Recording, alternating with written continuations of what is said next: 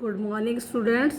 आज हम संदेश लेखन के बारे में पढ़ेंगे जो इसी वर्ष पाठ्यक्रम में सम्मिलित हुआ है।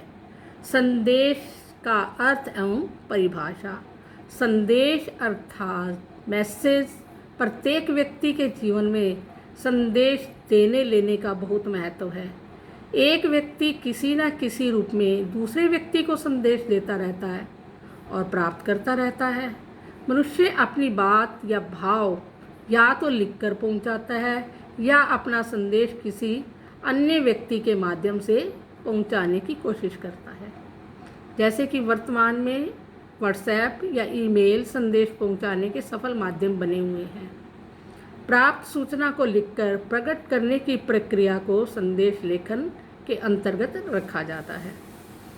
किसी व्यक्ति विशेष या समूह द्वारा अन्य व्यक्ति तक पहुंचाए जाने वाले सुखद, दुखद, आवश्यक तथा सामान्य सूचना या समाचार संदेश लेखन कहलाता है।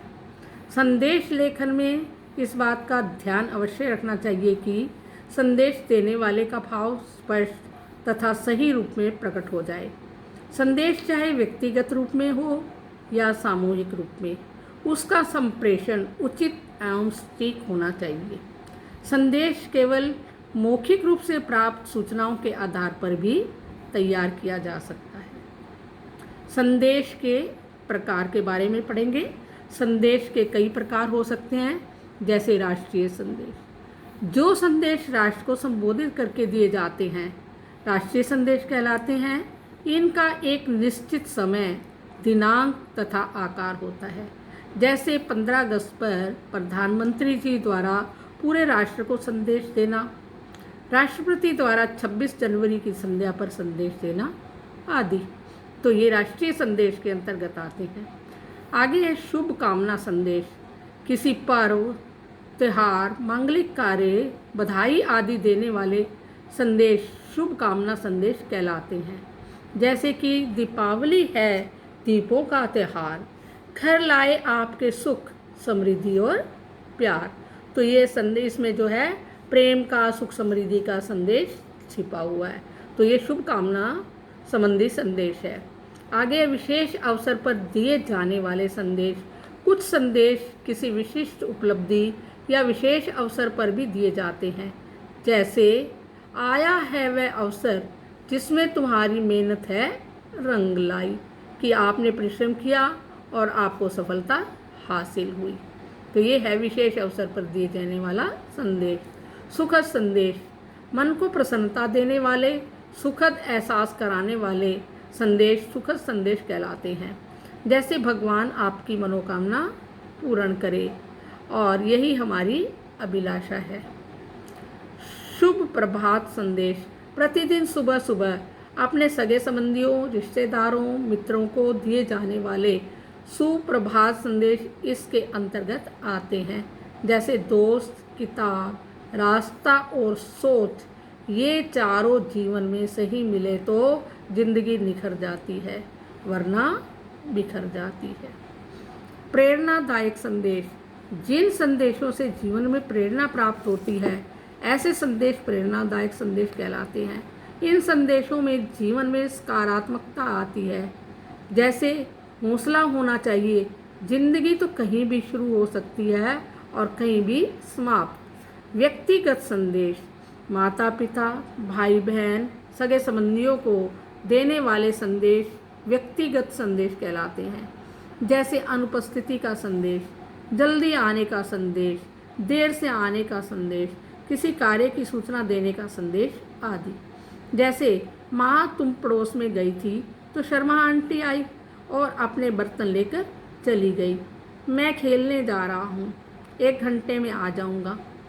दादी जी को चाय बनाकर दे दी है। मिश्रित संदेश। देशभक्ति, बीमारी, भूकंप, सूखा, बारिश, तूफान आदि से संबंधित संदेश मिश्रित संदेश कहलाते हैं। ये संदेश व्यक्तिगत रूप से, सामाजिक रूप से और राष्ट्रीय रूप से भी दिए जा सकते हैं। जैसे कोरोना को भगाना है, देश को जिताना है। इस प्रकार खोया पाया, पास फेल, सांत्वना, विभिन्न दिवसों संबंधित जैसे महिला दिवस, मातृ दिवस, योग दिवस आदि संदेश भी इसी में शामिल होते हैं। आगे हम पढ़ेंगे बेटा सूचना तथा संदेश में अंतर। सूचना तथा संदेश में इस प्रकार अंतर है। नंबर 1, सूचनाएं पूर्णतः औपचारिक होती हैं। संदेश औपचारिक और अनौपचारिक दोनों प्रकार के हो सकते हैं। अधिकतर सूचनाएं जो हैं सार्वजनिक होती हैं, संदेश व्यक्तिक भी होते हैं। सार्वजनिक होने के कारण सभी लोग सूचना पढ़ सकते हैं, अनजान, अज्ञात और असंबंधित भी। संदेश जानकर निकट संबंधी और ज्ञात को ही भेजे जाते हैं। जिस व्यक्ति से हमारी जान पहचान है उन्हें ही भेजे जाते हैं। सूचना में स्थान, समय, प्रेषक, विषय आदि लिखे जाते हैं। संदेश में स्थान और विषय की आवश्यकता नहीं होती। सूचना में कार्यालयीय शब्दावली होती है, संदेश में भावात्मक, सरल और विषयानुसार शब्दावली हो सकती है। आगे है बेटा संदेश लिखते समय हमें किन बातों की ओर ध्यान देना है। तो ध्यान देने योग्य बातें हैं। किसी भी प्रकार के संदेश को लिखते समय निम्न बातों का ध्यान रखना अति आवश्यक है। संदेश लिखते समय अपनी तरफ से कोई नई बात नहीं जोड़ी जानी चाहिए। उचित शब्दों एवं वाक्यों का प्रयोग किया जाना चाहिए। निर्धारित प्रारूप के अनुसार ही लिखना चाहिए। संदेश की विषय वस्तु में उन्हीं बातों को सम्मिलित किया जाना चाहिए जो अति आवश्यक हो। संदेश लिखे जाने का समय एवं तिथि अवश्य दी जानी चाहिए। व्याकरणिक एवं वर्तनी संबंधी अशुद्धियाँ नहीं होनी चाहिए। संदेश लिखते समय शब्द सीमा का ध्यान भी अवश्य रखना चाहिए।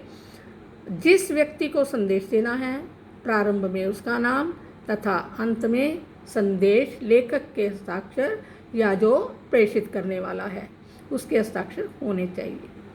आगे है संदेश की विशेषताएं। संदेश की विशेषताएं इस प्रकार हैं। किसी भी प्रकार का संदेश संक्षिप्त तथा विषय अनुसार होना चाहिए। संदेश औपचारिक तथा अनौपचारिक दोनों प्रकार का हो सकता है। संदेश लिखते समय कोई भी प्रमुख बात नहीं छूटनी चाहिए। संदेश ऐसा हो कि गागर में सागर की तरह होना चाहिए, अर्थात कम शब्दों में उचित तथा अधिक बात कहने वाला होना चाहिए। बच्चों, आपको ये संदेश लेखन समझ आ गया होगा।